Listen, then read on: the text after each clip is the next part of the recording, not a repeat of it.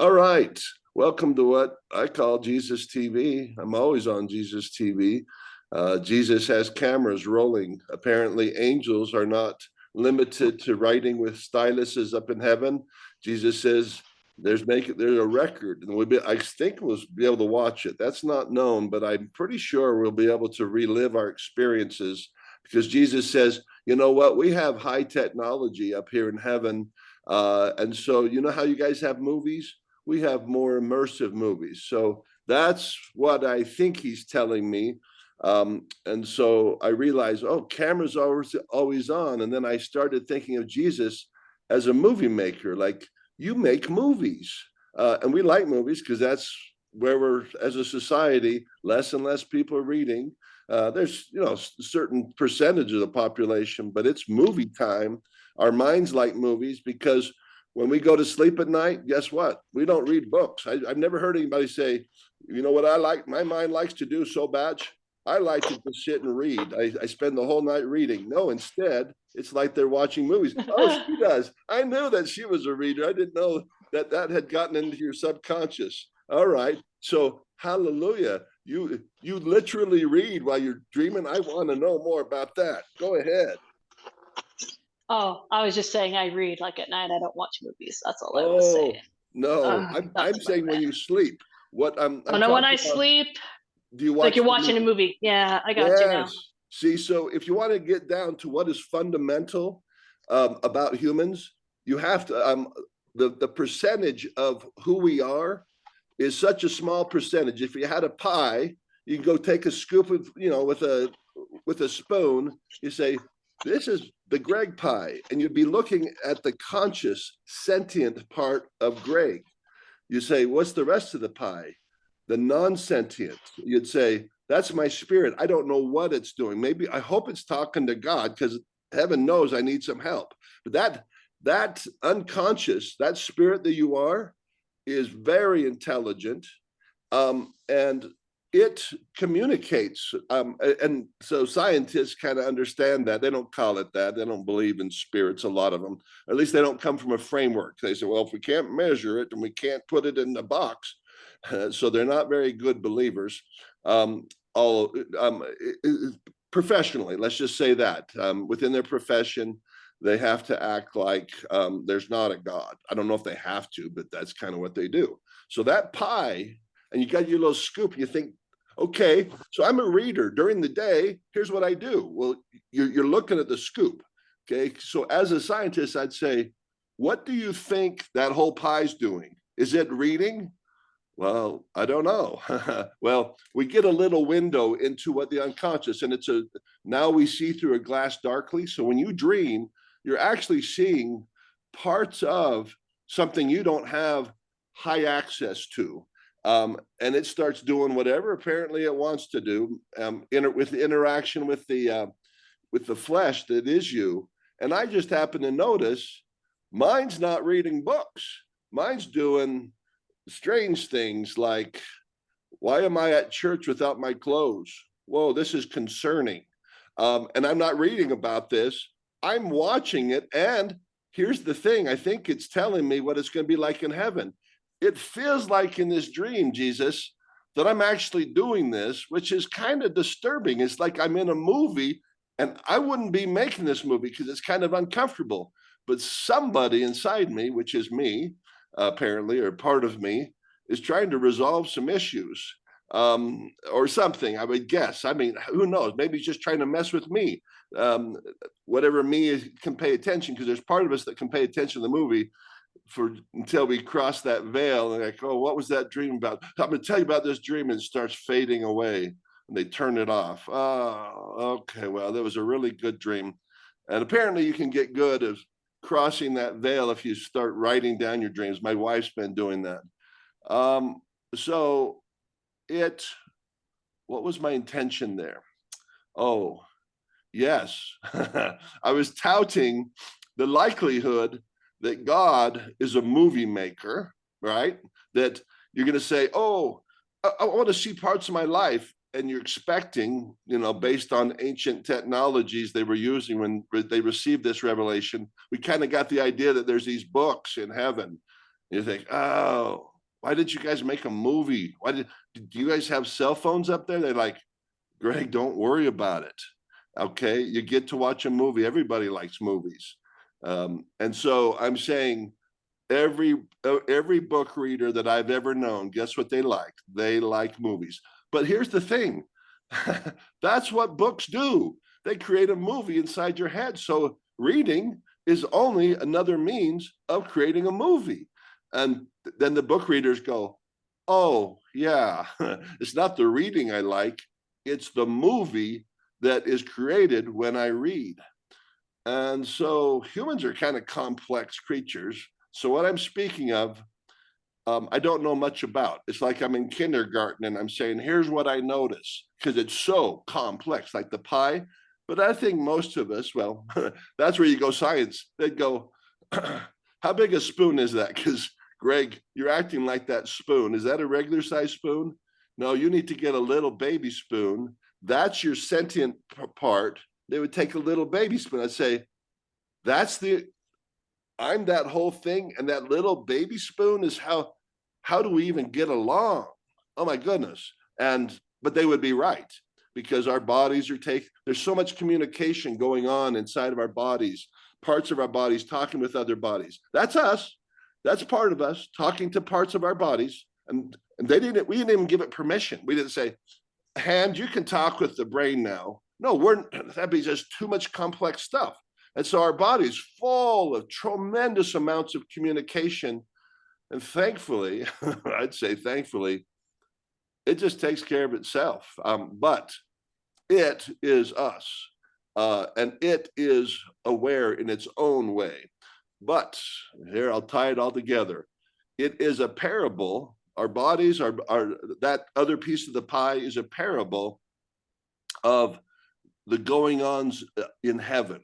That there's a whole lot going on around you. You don't know about it. Like, well, then it won't affect me, but it can if you believe in it, and it can even if you don't believe in it. And so that's the other world. And some people just say, well, I'm just going to take this baby spoon and just focus on that. I can't blame them. It's like the other's pretty complex and I don't even know what's going on. But some people just get really curious, and I'm one of those. What's this rest of the pie about, and how does it express itself? And I'll start making notes. Oh, I do this, I do that. Oh, what are the chances that this happens? So you start paying attention to serendipities, or some people call them synchronicities, and some people call them miracles of God. They want to be highfalutin. Oh, we just call them synchronicities. Then it's scientific. Others go, it's a miracle. What?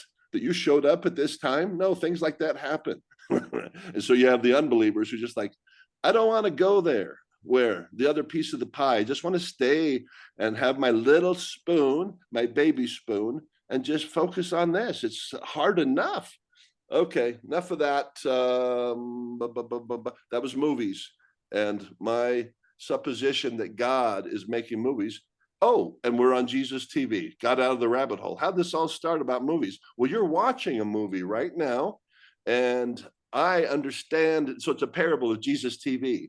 And so people think, oh, so when Greg goes Facebook Live, he says Jesus TV. So he's imagining that there's a television station using the Facebook thing.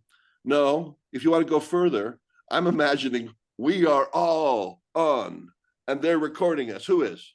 God. And like, what evidence do you have? I don't know. Go to scriptures and it says there's a record in heaven and the books were open, blah, blah, blah, the book of life. Oh, okay. I kind of see where you're going. And then I've been building this understanding. Well, do you guys only have styluses and pencils and erasers up there for your angels? No, Greg. We're way advanced, way more advanced than you guys. Oh, but then you might have like the holodeck where I could go, hey, I want to relive that thing. A lot of them like, yeah, I don't want to plug back into that one, but maybe you will later, trillion years later, say, okay, I'm ready to do this, make it so it doesn't hurt as much. Yeah, okay. So that's my theorizing, but I don't know. So all that stuff, everything, I don't know anything. Here's the thing. Jonathan and Emily might know stuff. I don't.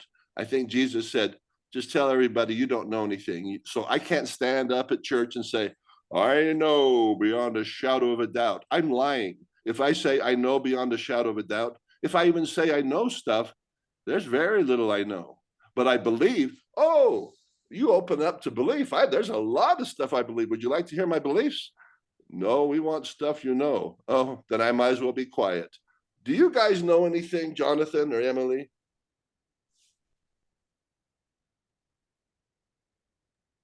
I'm I'll gonna let- say that oh, sorry. Go ahead, Jonathan. You go ahead. I was saying I'll let you go first.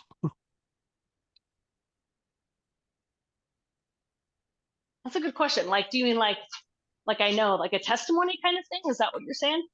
I don't even know what it means to know, to tell you the truth. I only know what it means to believe. So like imagine that Jesus is here. I imagine Jesus Yeah. is in the mess. And I'm like, oh, when I use the word imagine, I mean believe.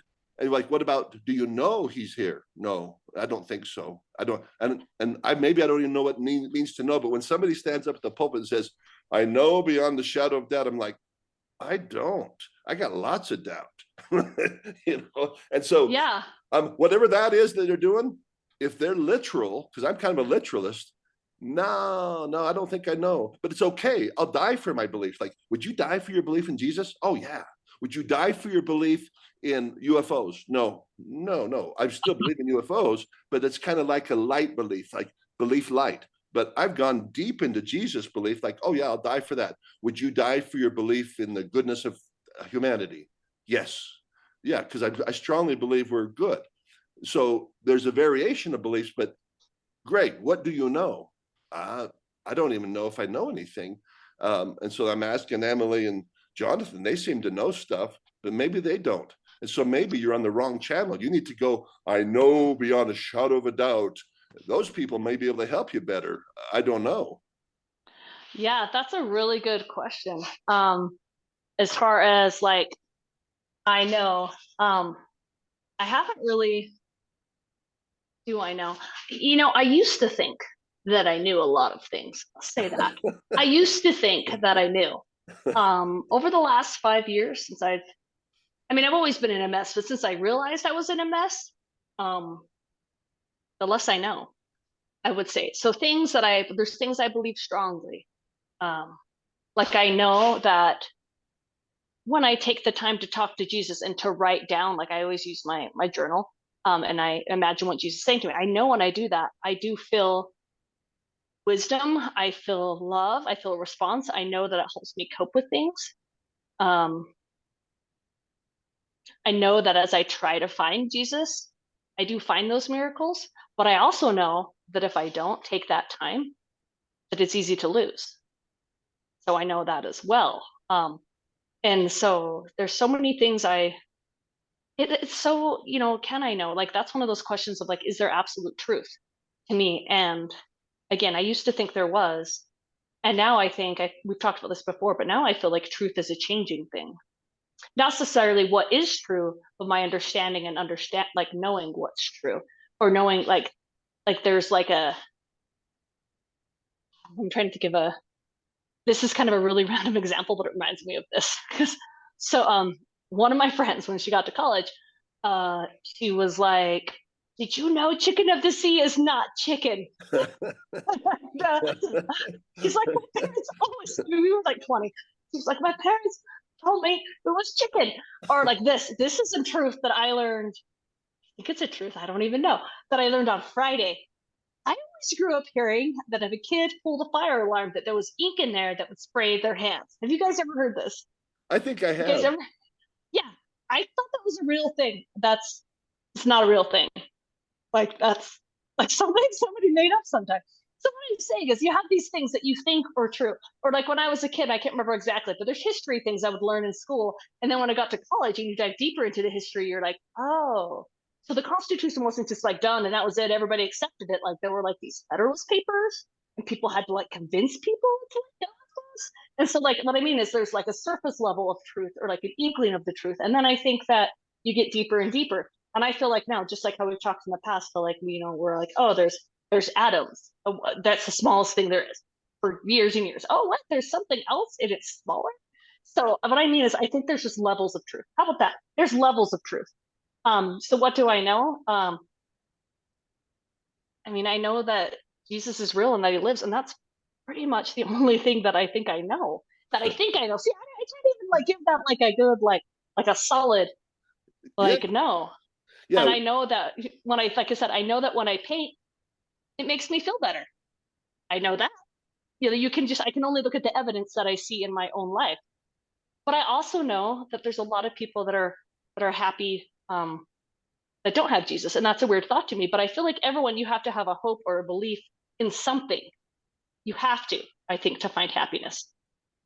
You know, I don't know. That's kind of where my knowledge is. I don't know if that's what you're looking for or not, but that's kind of where mine is. I'd like to hear what Jonathan has to say, though. Wow. So, um, yeah, this is probably one of my favorite topics. So, if I had my um, if I had my laptop case here, I would pull out a little story. I made some copies of it just in the last week or so. It's called the name of it is Over a Cosmic Apocalypse, and I wrote it um, probably 3 or 4 years ago, um, and it's only about 2,500 words long, and it would if you had to put it into a genre, you'd probably have to say it was like sci-fi. Um, it's about a guy who he's standing on a hill, maybe a mountain beside the city where he lives, and the city where he lives is somewhere out in the cosmos on some distant planet where he's stationed doing something, who knows what. And before him is a spirit, and the spirit is dressed in long white, kind of fringy robes that are blowing in the wind. And the spirit says to him, "It's over." And he says, "Well, what do you mean it's over?" And the spirit says again, "It's over." And I wrote this story um, out of an emotion that was within me. And as I was trying to find a way to express what I was feeling, I was reminded of a little tiny revelation I had years before. And I had been standing on a hill looking out over the Utah Valley, strangely. And I heard clearly, "It's over." And I've wondered for years what that meant when the Spirit said to me, "It's over." And what this story was about, the reason that it's this, the feeling that sparked all of this was listening to people who are so sure of what they believe, absolutely sure, and they are kind of I don't know if you guys have noticed it, but there's a darkness about that spirit when people are almost, you could almost say, too sure of themselves, and they're going out conquering. They're going out to convince the world that, and their opponents, that their opponents are wrong and that they are right. And there's a spirit in which you don't even want the truth anymore. What you really want is to be right and to be able to prove beyond doubt that you are right. And the message of this story was that there is something coming right now that is going to put an end to all of that. There is something, there's a way in which it's over. It's like, and something more beautiful is coming. One of the phrases in the story was,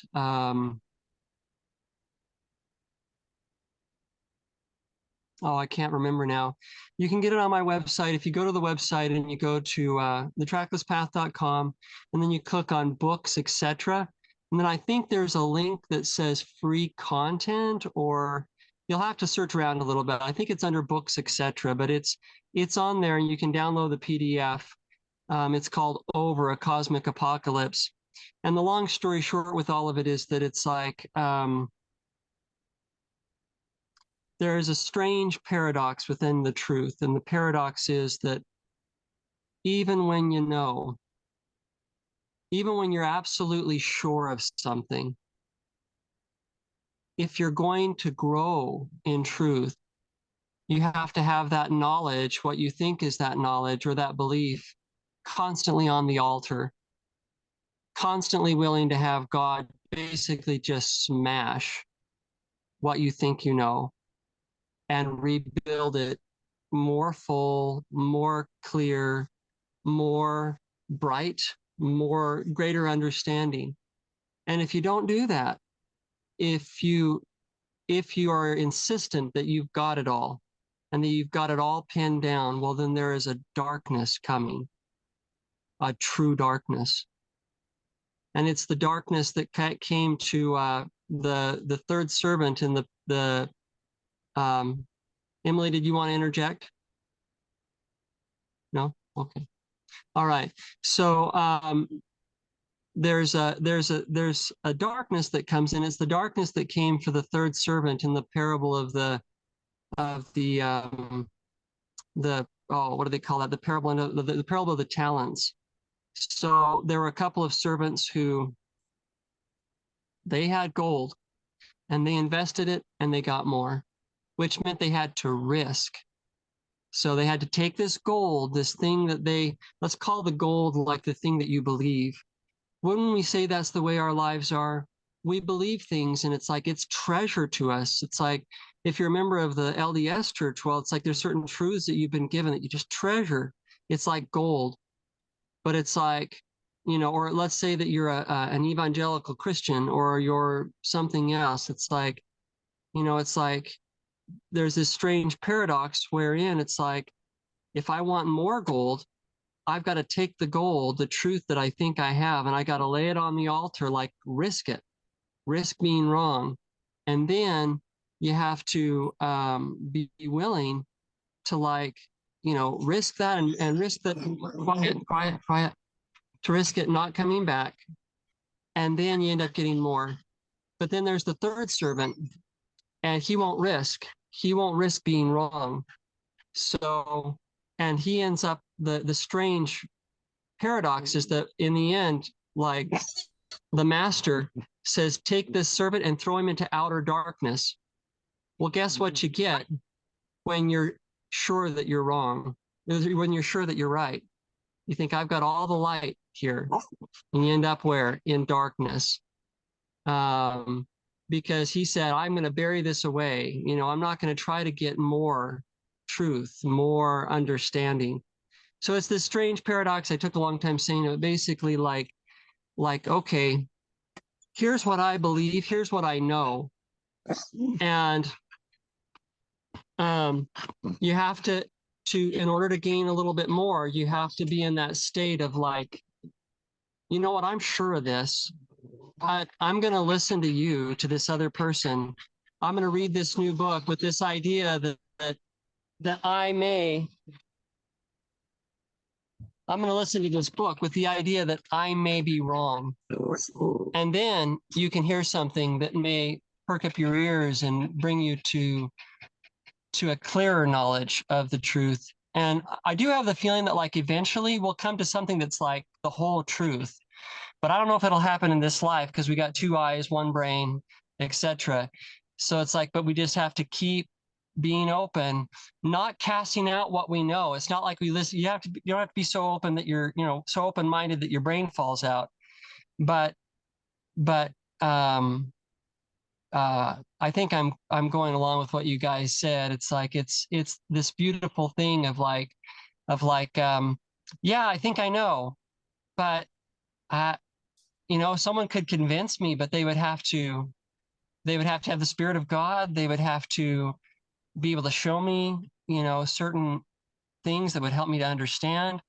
And, and I'm going to be open that the Spirit could show me something more. So I've taken too long to say it all, but I'm going to pass that on and let you guys comment on your thoughts. Emily, do you have anything? I have some thoughts, but do you have anything first? Yeah, I do have some thoughts.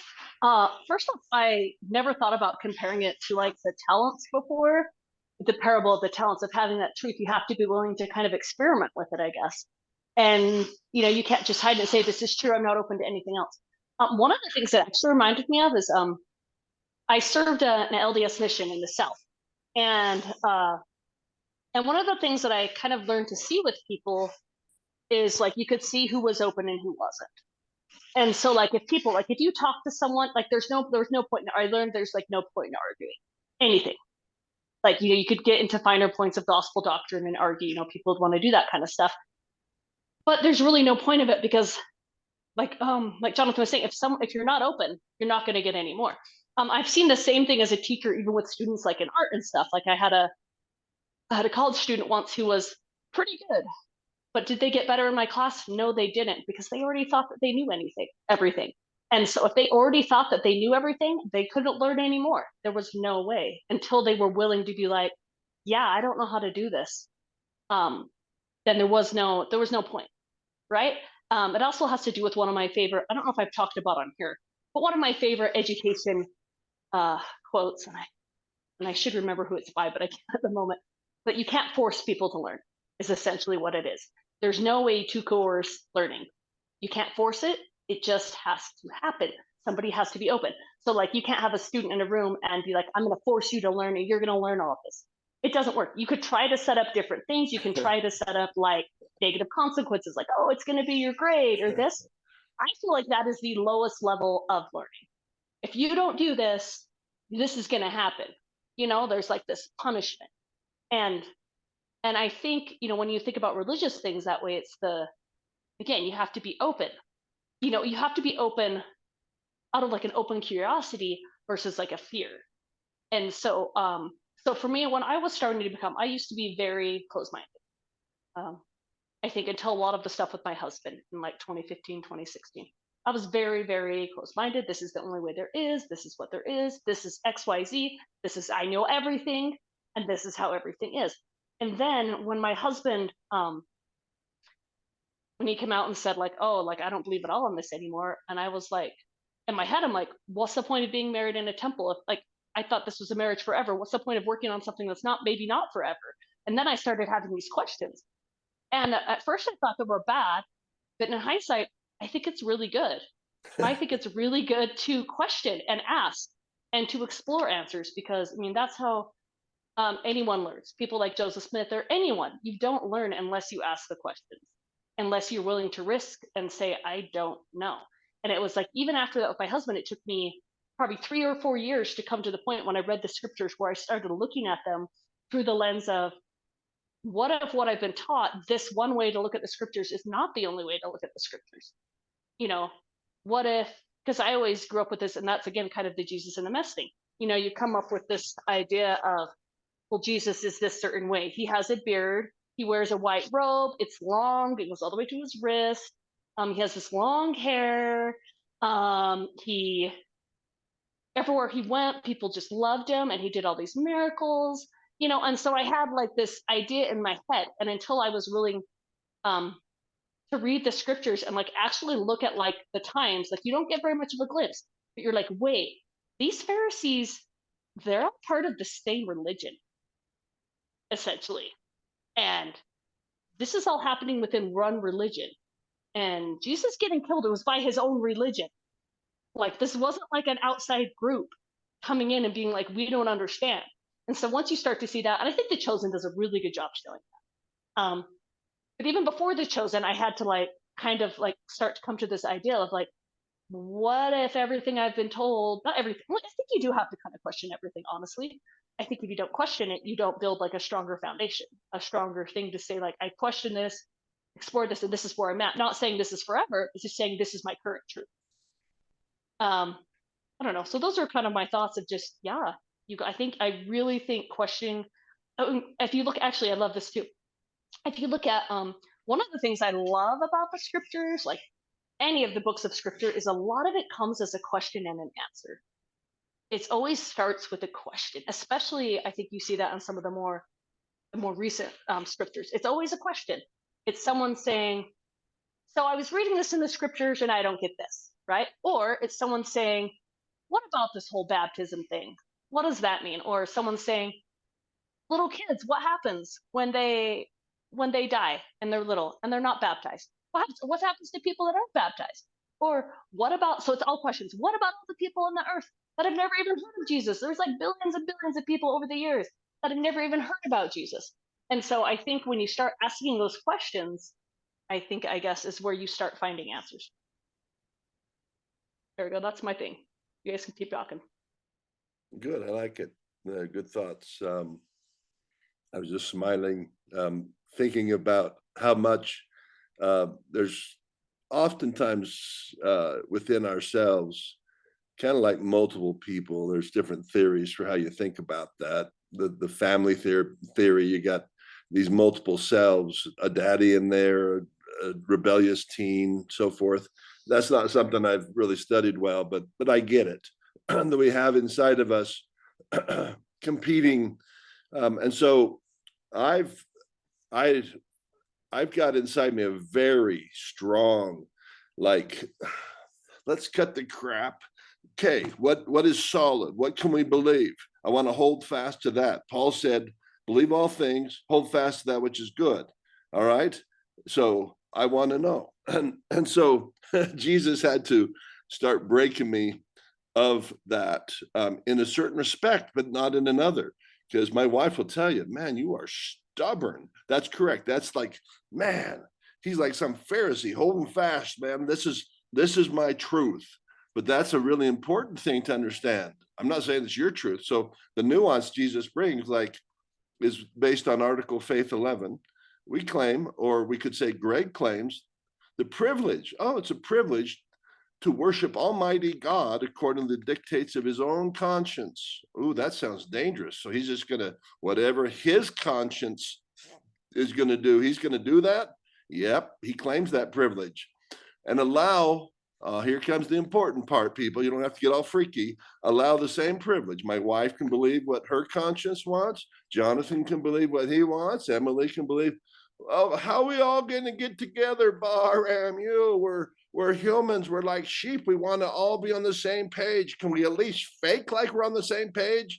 Once a week, get together and don't ask questions like, oh, if there's angels, are they here right now? And where are they? Are they floating? Is the temple full of ghosts? Is it like a house that somebody should, if they were interested in showing ghosts, that it would be like the most full ghost? Great, quit asking such questions. That's unseemly.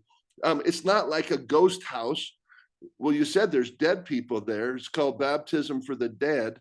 My wife says, quit calling them dead people. They're departed. I'm saying, the language the LDS use is baptisms for the dead. I'm just calling them dead people. If they're not people, then, dead spirits. But that doesn't sound right. And of course, you say, Greg's messing with the language. And then how are we going to get on the same page? Because Greg's over there teaching Sunday school. Oh, I'm going to tell you a ghost story. And it's going to, don't get freaked out, but there's ghosts right in here. One's a Holy Ghost, and there's other ghosts. And they're just like, shut down. Okay, that's not what we do. I'd like, what, you don't believe that there's other spirits? No. And they would struggle because I would be brought into a church court and they'd start introducing me to a term that you can't even find in the scriptures or anywhere. And it's called the order of the church. And they would reference Doctrine and Covenants. There must be order and God likes order. And they'd start trying to build this case that they're not trying to build for anybody else but me in the church court, saying, Greg, in using your sociological language, there are norms. Okay, any size society has a norm. And so when, Greg, you go on I-15, if everybody's going 82, it's okay to, well, that's breaking the law. If I asked the policeman, how fast can I go? Would he say, and if I said, can I go, when it says 80, can I go 82? Well, you're asking the wrong guy, because guess what he's got to say? That cop's driving 82, but he's going to say, no, you can't. Well, then don't ask the cop, just drive 82 and see what happens. Look, he doesn't pull him over, but I go 5 miles an hour faster, and all of a sudden I'm the bad guy. Oh, I went 5 miles. No, he has a quota. Greg, quit acting like you don't understand what's going on. I don't. I don't understand why you guys aren't talking about my mom, who's a spirit, who's probably following me around, but I don't know that she is. I don't have eyes to see, but I think Jesus is inside me. And it's like, Greg, can you just not talk at church? I'm not saying your questions aren't relevant and so forth. Okay, so I don't talk at church, and you can see why, because I'll talk about those things. I'm the person even at school. You know, Emily would say, Greg, let other people say some stuff too. And I'm on, and because I like my mind's just popping like Elon Musk. Oh, there's a business, and we could dig underground. There's a business. Isn't everybody like this? Elon Musk goes, I realize not everybody's like that, but I am. And so now I'm going to tell you about a parable God gave me to help me manage that energy. And because I can be dominating, I can be like, and he's given me gifts where I can reason in a way that really smart people walk away. They're just like, and they walk away because they don't want to lose. Because ENTPs, by the way, you don't want to argue. I'm an ENTP personality, and we're freaks. And in the Kersey's book about ENTPs, you go, you don't want to argue with these guys. Why? Because they'll probably win if it was an intellectual argument, and if they've been focused on that. And so most people don't like the feeling of losing, so they just, yeah, okay, Greg, I think your shoes suck. What does that have to do with anything? Nothing, but you're just a loser. And so people will revert to junior high things. You know, forget the argument, do ad hominem attacks. Attack Greg. Don't attack his argument. That's stupid because you're going to lose. Now, that sounds arrogant, Greg. I know. Yeah, call him arrogant. And so, but you know what he'll do? I am. Oh, he just wants to continue with the argument. He's okay with saying, yeah, we all are arrogant. Oh, which is true. And so here's the parable God gave me to talk about, Emily, what you were talking about, and Jonathan, what you were talking about. It's a simple thing. It's called a car helmet. You know, you wear a car helmet. Who wouldn't wear a car helmet?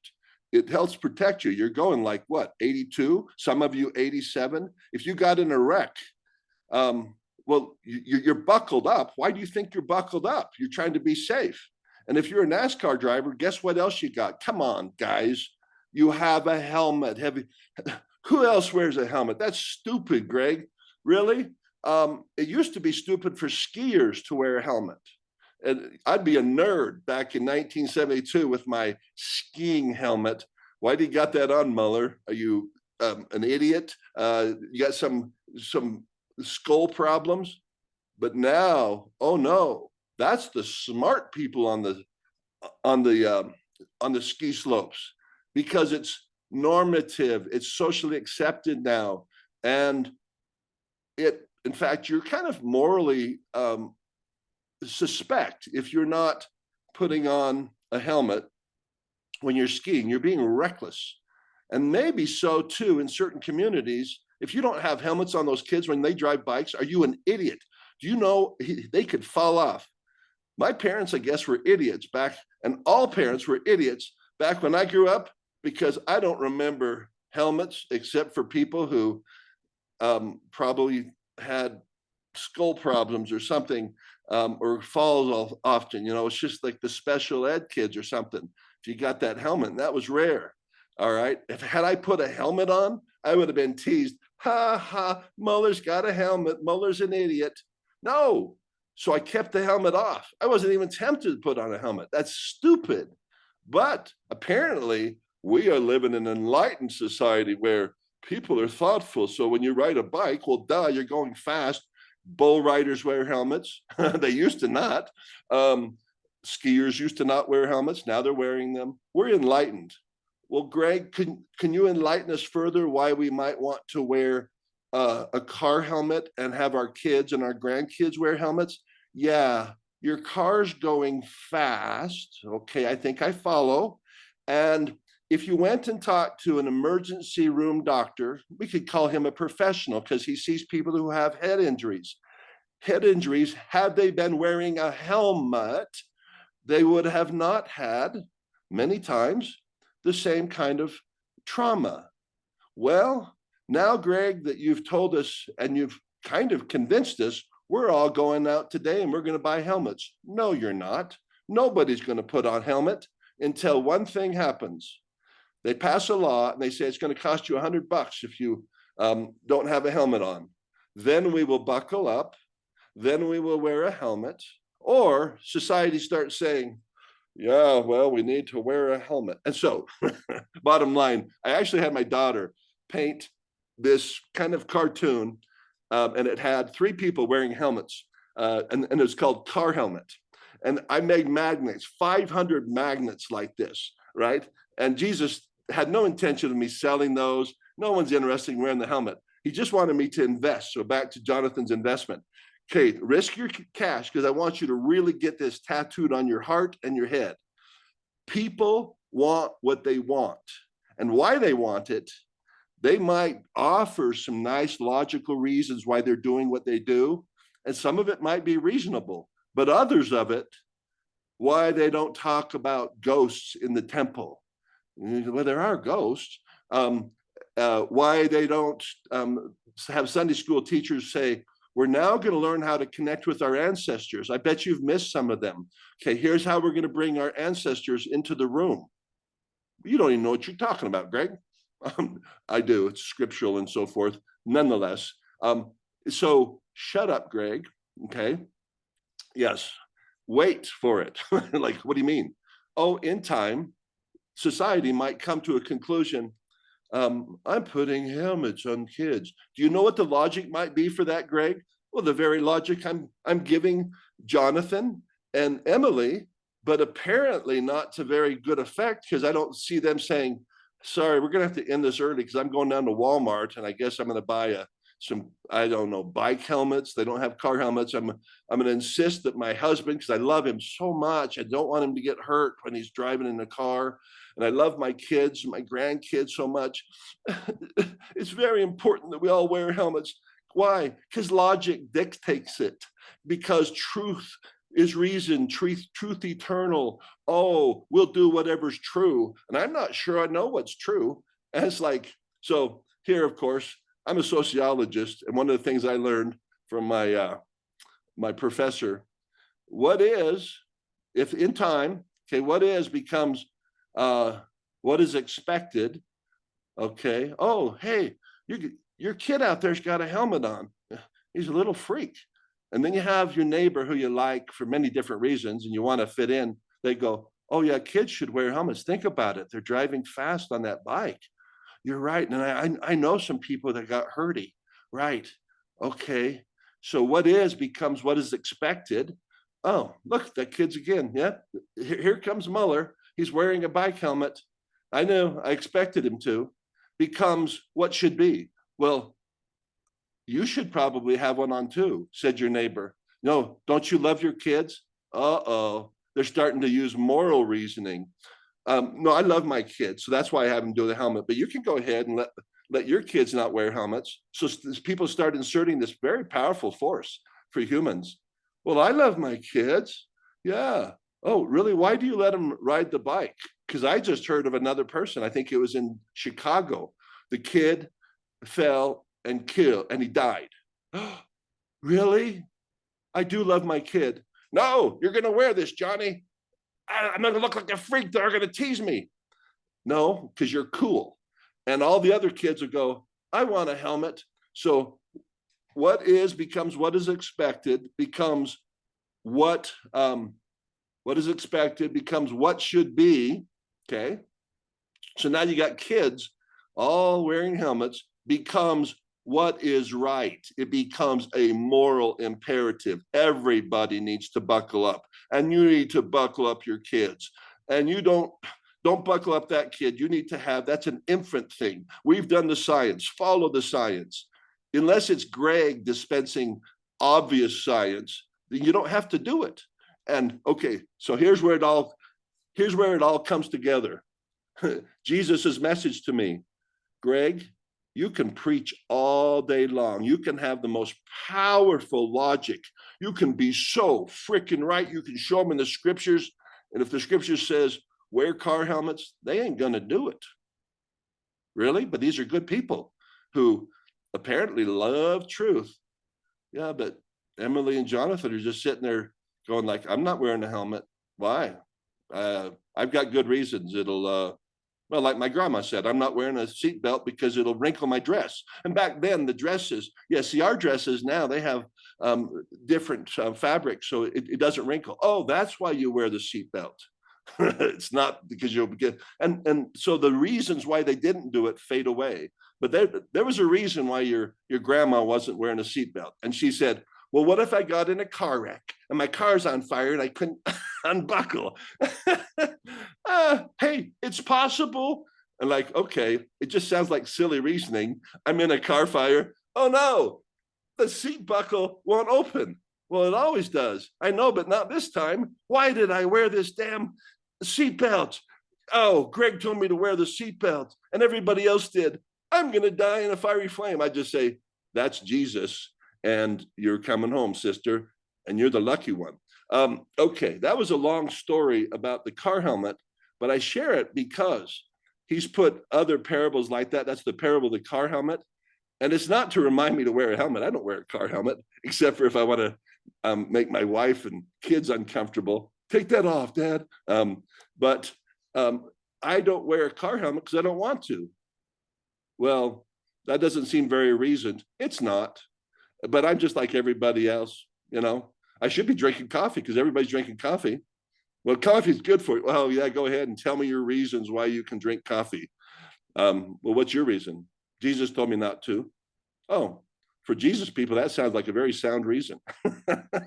I know. Everybody else, that's stupid. And plus, you can't hear Jesus. Well, that's what I believe I can. And I'm like, and in fact, Jesus has done one better. I can now, with the coffee drinkers, I also drink coffee. What? You just told us you don't drink coffee. Oh, but I do. Really? What kind do you like? Jesus. You drink Jesus coffee? Yeah, mine's very watery. It looks like water. It comes out of the tap, usually cold, but I can heat it up. Well, that's just water, Greg. No, that's Jesus coffee. Really? Do you have Jesus Kool-Aid too? Oh yeah, Jesus Kool-Aid. What does it look like? Water. Well, you live in a different world. We all do, people. And so the parable of the helmet is meant to convince a very hard-hearted, a guy who would do what Jonathan's talking about. Okay, man, I got this power. I've got this superpower. It's reasoning power. Jesus, I could be a guru. I can take these thoughts and I can coerce humans. I'll bet I could get them all to wear helmets. And I tried. Oh, I tried throughout my life. I'd have a good idea and I'd be thwarted by their superpowers. You know what you guys' superpower is? Hey, I don't want to. Crap. You know, I'm thwarted again. I gave you they're like, no, I'm open. I'm an open person. You know, whatever you think's, you know, if you can show me truth, if you can show me, Greg, it'd be a good idea to change my life, I'd do it. Now I don't believe you. I don't believe you. Why? Because of the car helmet? Oh yeah. Let's just start with the car helmet and then I'll just test you. And if you're wearing a car helmet, oh baby, I'm coming because I got so many more things. One of those is body armor. Have you noticed that some kids, when they're roller skating, they used to just get skin knees. Now they got body armor. Guess what NASCAR drivers have? So you're telling me if I started wearing the car helmet, you're going to up the ante and you're going to say, Jonathan, I see your helmet. Good. And I see you have all your kids wear helmets. That is good. You're a moral person, way more moral than Emily, who's still some wild child. Oh, kids, you don't have to put a car helmet on. Emily's just out of control. But Jonathan, I need to take you to the next level. You need body armor, and they haven't made car body armor yet. No, I've got airbags. You know, let's go talk to the emergency room doctor, and he can describe airbags. There's a reason why NASCAR drivers have body armor. Greg, I am so tired of your religious righteousness, Jonathan says. In fact, I'm not even going to wear the helmet. We have an apostate, Emily. Jonathan's throwing the helmet out. Yeah, I just can't take any more of your righteous talk, Greg. And so this is what I'm playfully saying. It's a huge energy in me that Jesus had to manage. It's the righteous mind. And we all suffer from it. That's what makes me feel comfortable. That's where our society is. So, oh, look, Jesus, they're doing the thing that I like to do. Let's make everybody wear the mask. Damn it. Can't you guys understand? This keeps and don't ask questions about, well, why are we wearing masks? You say I could just put, I don't know, this toilet paper. Don't put toilet paper up. No, you need to have at least a cloth thing. Oh, is that reasoned science? No, Greg, it's just we got to go along, get along, quit asking questions. And so it's like, wow, I'm in church. There's only two churches, the church of the devil and the church of God. I think I may be in devil church because these people can't answer simple questions. Why, when a surgeon is doing surgery on my body or your body, do they have a different mask? Apparently, we can protect everybody by just taking a sock and putting it on our face. And why, when I go to the restaurant, is it okay to take that off? Well, you got to eat. I know, but I'm breathing, and apparently I've got viruses that can just float out there. Quit asking questions, Greg. And of course, that's what happened. This righteous mind started, we started falling apart, and they had to keep changing the goalposts. And they did. It's like they said, oh, now that we have you wearing helmets, oh, baby, we have a plan for you. And we're like, And in fact, if they tried to do that again, have people wear masks, and they did that righteous energy, oh, we've got civil war. That's what I believe on our hands. And they've already set the stage with that righteous mind. We know. They should have said, guys, we don't know what this is. We suggest this. There's a whole different spirit to it. But that's not the spirit we live in. We live in a society where people are effectively telling us, you have to wear a helmet. I don't want to wear a helmet. Well, you don't have a choice. And so some countries are moving towards that. But that's a parable that helps me manage that energy, because I am to preach the gospel to every creature. Oh, Greg's gospel? That's correct. Who are you trying to convince? Nobody but myself. And so that's the thing I wanted to share with you, Jonathan, that segues. This was a long way to get there. I saw your hand. Jesus told me yesterday, he said, do you know why I command my disciples? I'm a disciple of Jesus Christ. Why I command my disciples to preach the gospel to every creature, knowing full well every creature is not interested in wearing a helmet or whatever. And then he explained to me, he'd already kind of talked to me, but he said, it's because it converts them in a deeper way. If they're going around talking of Christ, preaching of Christ, prophesying of Christ, they will self-reinforce. And even if everybody's not wearing the helmet, they'll just talk about how important the helmet is and all that. And Greg, if they don't want to wear the helmet, then just say, that's fine, I understand.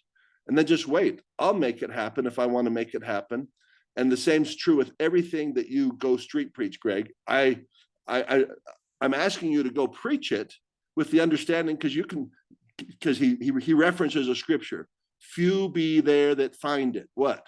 Few are there those who will ever wear a car helmet, the kind you're talking about. Okay, then why am I preaching about car helmets? I'm not. I can tell you, I don't go around telling people how to wear helmets. It's a parable to help me understand even the things he does have me share, which is Jesus loves you, Jesus is there, Jesus is found in the mess. Who are you trying to convince, Greg? Right here, the number one is me. Well, then just keep it to yourself. And God says, that is not the pattern.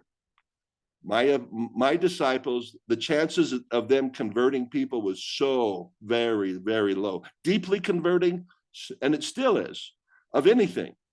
But you know how you can convince yourself in a deep way? Get a belief and then go share it with the world. Who's not interested in it? Correct. And so I'm converted, but they're not. No, you can't convert anybody. What did you learn about the helmet? Yeah, Jesus, you're right. I can show them in the scriptures. It says this. Oh, now I'm convinced, Greg. I'm going to change my life and become a freak like you. No, that ain't going to happen. So he has me go out, preach the gospel to every creature with this expectation. Be surprised if anybody wants to do what you do, like get more Jesus. They already have Jesus. They don't want more Jesus. They don't want to wear a helmet, let alone wear body armor. They are fine for now. And when Jesus might they be open? And then that's his work.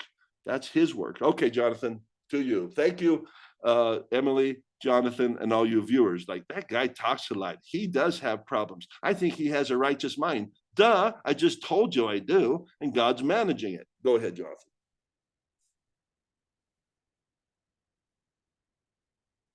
Can't hear you. Mike? I was on, sorry. Um, so, so I wonder if the solution is just the relationship, right? So it's like a relationship with the unseen world. It's like, I can't figure it out, to be honest. It's like, well, what's right? What's good? To be honest, it's hard to say from day to day. I mean, there's things that make sense, you know, like, and I suppose it is important that we have laws. I mean, I'm glad that somebody can't come into my home and cause harm to me or someone I love. That's good, right? I don't know. I don't know how it works. And they can. Here's the thing. Hey guys, if you wanted to get in Jonathan's home, you're gonna may have a hard time finding him or something, but we're all and we like to say, well, I'm glad we have laws that protect us. Do they? You go check out what's happening. Go to LA and tell yourself that certain neighborhoods, you ain't protected. But I agree with Jonathan. So it's kind of like a scale, a continuum that for a while we are safe. So for instance, we're safe from all that biblical stuff. You're perfectly safe. I don't think you have to flee Babylon. You can just keep doing the culture. You're safe. You're safe in this culture for now. Well, that sounded an ominous for now. Well, read the scriptures or but the most important thing, Jonathan, and this is what Jesus is teaching me. I'm talking to them all. You don't have to convince them of a helmet. I'm doing that. If I want a person to wear a helmet or go to church, they're not resisting you, Greg. They're resisting me because Jesus says that to his apostles. They're not saying no to you. They're saying no to me. I ask you to go out and tell people, be nice, be kind, love your enemies, pray for President Biden. Do you think Greg's the originator of the idea to love your enemies and very specifically President Biden, and say, stop being happy that Hunter Biden's finally being found out. Instead, pray for him. Be sad for what a sad family that is and pray for them. Well, I'm not there yet, Greg. Okay, then don't do it. But that's still small voice inside you. Pretty sure that's what you're hearing.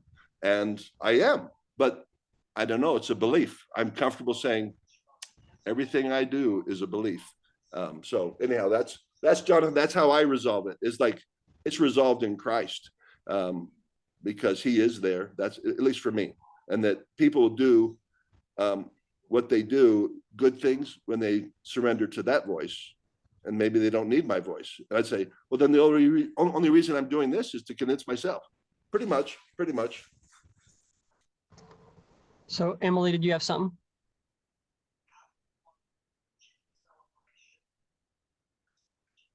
Just more. It seemed like you were in the middle of a thought, Jonathan. Were you in the middle of a thought? Like, when? So, Okay. just It that, didn't seem like you finished. just, I wonder if that's why we're doing the program, I guess. It's like we're all just kind of, the three of us are kind of adrift a little bit in a sense. It's like, it's difficult when you don't fit right into the middle groove, and you can't just look and say that everything that your society, your institution, whatever it is exactly resonates with what you see as true. And that can be a difficult circumstance. And probably if anybody's still watching any of these episodes, they kind of resonate with that place of, well, I think I've resolved myself to the fact that it's like most of the people that I'm able to connect with are kind of a little bit on the fringe because, well, I can't, and there's something off. And so that means, and this is, I guess, the end of my thought. What that means is that we are in the wilderness. So it's probably obvious to anybody watching that those of us doing this program are in our own kind of wilderness. So you're in the wilderness. It's not the same as when you have a land that's your own, where you can till the ground. It's like we have to survive on our own kinds of manna. It's like Greg and I have had instances, economically we've had to do that. Emily, it's been more religiously because of what's happened in her family, and it's like, but that's a beautiful place, and I guess that's what I'm coming to, is that it's a beautiful place to be in the wilderness, and be turning directly, not to the norm dogmas, but to seek for answers from the unseen place. Anyway, did you have any comments about that, Emily, or thoughts? Or I know we're getting close to time, but I'll turn it Yeah, back. I just wanted to kind of wrap it all up. Just kind of what I was thinking. I keep thinking about this idea of car helmets, and I'm trying to understand the parable. I'm trying to get it. But one of the things that it reminds me of, and when you were talking about, when seatbelts first came out, or bike helmets first came out, nobody would wear them, and only like for me, I remember growing up with the bike stuff too. Like my neighbor, it was only my neighbors who were like nurses and stuff and like worked in the ER that like their kids would wear helmets, and everyone else was like, nah, you know. And but what it reminds me of is I just think about there's things that we do or say that everyone else might think is strange. And they don't want to accept or they don't want to believe, and that's okay. They don't have to. But sometimes those things become more of the norm later, I guess, is kind of what I'm gathering from the parable of the car helmet. Like everything we say or do, sometimes we do it just because everyone else is doing it. Sometimes we do stuff like we're just trying to fit in with society. Sometimes we purposely do things not to fit in with society. Like Greg, I would say sometimes I feel like you do things just for like a stock value. Like you do it to just purposely not fit in. And so there's like another way of going about it, and it's okay to do things different ways for different reasons. I guess what I'm saying with all of this is it's just important to be open. Be open to the unknown and to the things that maybe sound weird and crazy. Maybe once you learn more, they're not so weird and crazy to you, or maybe they still are. And that's also okay. It's not, there's not like, I don't think there's a point of knowledge. Like we've started this episode talking about knowledge. I don't think there's a point of knowledge where it's like you've achieved it. You have the perfect knowledge. I mean, there is the scripture that says you advance in advance until you come to a perfect knowledge, but I don't think that perfect knowledge happens in a lifetime. I really don't. You just keep growing and you just keep learning if you want to. And I think that's all comes down to the agency. It's like if you want to. If you don't want to learn anything, you're not going to learn anything. If you're not open to it, you're not going to be open to it. If you're trying to constantly disprove that Jesus exists, then you're going to find proof that he doesn't exist, if that's what you're looking for. I think you always find what you're looking for. And it's just kind of like your thing. And for me, looking for Jesus and looking for his miracles, like I said before, that brings me peace, that brings me comfort. But I have to, but then again, if I don't look for it, I don't find it. If I don't take the time with my children to be like, hey, that was a miracle, let's recognize it. Let's thank God for that miracle. Let's thank God for our lives, that we are able to do these things and have a good time and have these different freedoms and things that we can enjoy. If we don't take time to do that, then we won't recognize. I don't know if that makes sense. But that's kind of where I was kind of thinking, wrapping it up. Yeah, your thoughts are very wise, and your observations wise too, because Jesus had to show me when I got born again. He says, Greg, I born you a spaz. Now I need you to be a super spaz. And I knew what he was talking about. He's like, because I'm always like contrarian and so forth. Yeah, rule breaker. It's like I was born punk rock. But I didn't know all that. I just thought, well, I'm doing this just to get attention and so forth. And like, yeah. And I'm like, is that okay? Well, he showed me a vision, and he did it using actually, I won't go to the story, but that's who I was born. I know that, and I could demonstrate it with data if I could go find the cassette tape. But like, see, that was me at 5 years old. and my parents did not train me to be that. But I got to listen to that tape and I'm like, thank you, Jesus. You showed me I was born this way.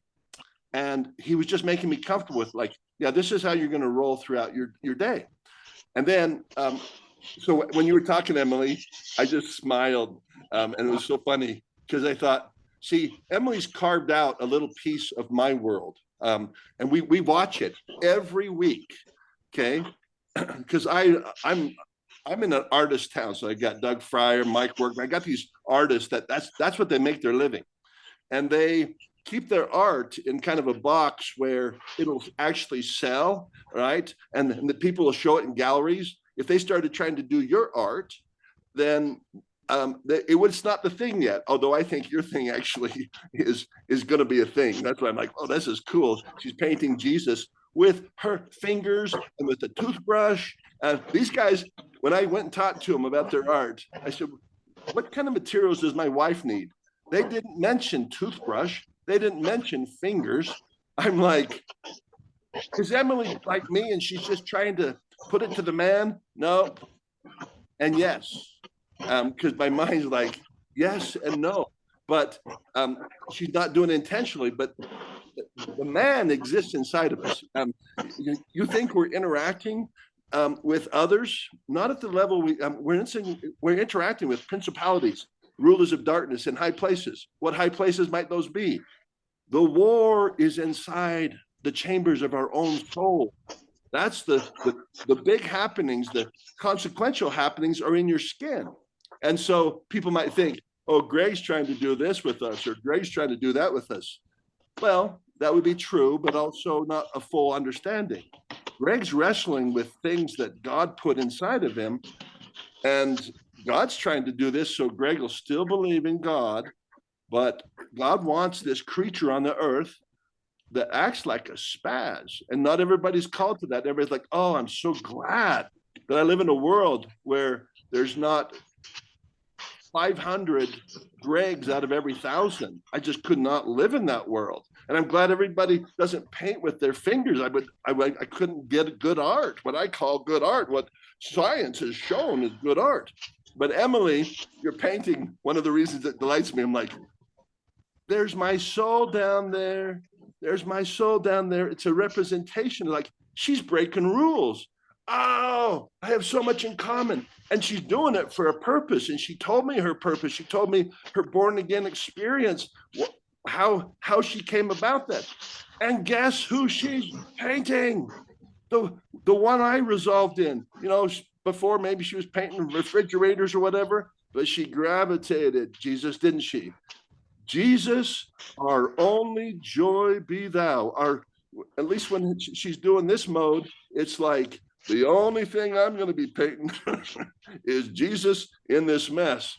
And so that's partly why I was laughing, but your comments are insightful. So I wouldn't view these comments. I'd go back to, if you're going to review anything, Emily's comments, because she was hitting the nail, but I wanted to add that so that Emily would see the bigger piece of my pie. Yeah, I might do this in a wide range, but to myself, I'm like, I'm just doing what you're doing, Emily, for a similar purpose. And I'm finding similar results. I don't know, it just works for me. I'm not asking my family, hey, worship God like I do. Nope, that would be too big of an ask. Wear a helmet. No, not asking anybody to do that. But here's how I roll, and I'm not going to hide it. All right. And so Emily puts herself out there. She's asked galleries to feature her art. And she says, oh, and by the way, they need to be able to write on the back of my art. And then she's been denied because they're like, no, we can't have you doing that. Why? And they probably didn't tell her, but it's kind of obvious. People start writing on art. They'll go, oh, I'm going to write on the back of this one too. Well, you did not get permission to write on the back of this. Emily started a naughty thing. And like, did she? Yeah. Or maybe they actually did tell me that. Oh, is that right? Yeah, the Springville Art Museum, for one of my big paintings, for one of their big, I wanted to have. That's where I originally wanted to do my interactive stuff. I love your story. And then I were like, oh, if we were gonna let you do it, then they think they could do it on every piece of art. Yeah. And then it would be everything. And I was like, they wouldn't. People get it. Oh, yeah. I love that story because it's so entangled with the world's response to me. Well, if you do this, Greg, then everybody's going to say, there's ghosts in the temple. There's real ghosts. You know, I know you guys like ghost movies, but there's ghosts. You ought to go to the temple. You ought to get your recommend, and you can hang out with the ghosts. And I can show them logically why that's true. But Greg, don't talk at church, because you're gonna have a bunch of kids who are all excited. I get to go see the ghost. We're gonna go see the ghost. You're changing the freaking language. And so it's like Emily going in there, the deviant. Hey, I got an idea. Next thing she's going to do is smash my art. And they, where does this go? It's a slippery slope, Emily. And then they want to smash everybody's art. And all of a sudden we're in France, and people don't just get mad at the orchestra. They come down, they say, Bach, I'm going to smash you. And these people would get all freaky. I learned from my history, little bit I have, like, who freaks out? Well, that's mosh pits, but yeah, these people would get all uppity because you introduced a new style of music and you're freaking out. But they knew an underlying thing is the world's changing. We need to hold the world together because Bach just changed something. Oh, hold on. And they would have riots in the opera house. And we're just like, guys, that's stupid. Is it? Go ahead, Jonathan. I'm done with that. That's the end of mine. Well, I just I had something before, kind of, but I was just noticing we probably better go. Good. Yep. Thank you for staying on. And I will see you guys soon again. And let's see. Let's turn off this. Yep.